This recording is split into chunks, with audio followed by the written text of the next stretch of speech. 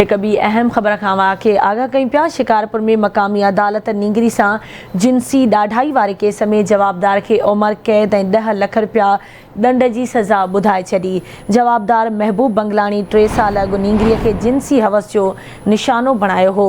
अहम ख़बर है शिकारपुर में अवां सां शेयर कई पिया। मक़ामी अदालत नींगरी से जिनसी ॾाढाई वारे केस में जवाबदार के उम्र कैद ऐं 10 लाख रुपया दंड की सज़ा ॿुधाए छॾी।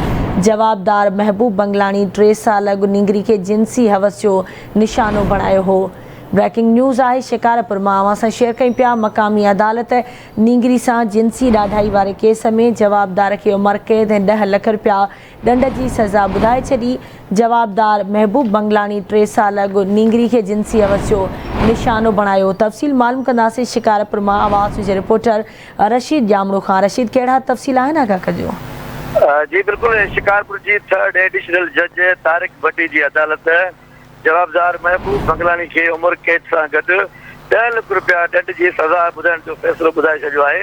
ऐं वधीक ॿुधाईंदो हलां त जवाबदार महबूब बंगलानी 3 साल अॻु 8 साल की नींगरी समिया खोसो के जिनसी हवस परस्ती जो निशानो बनायो हो। जै वाक़े जो वारसनि की फरियाद से बर वक्त अमरोड थाने से केस दाख़िल किया हुयो हो, जंहिंजो अदालत अॼु अहिड़ो फैसलो ॿुधायो आहे।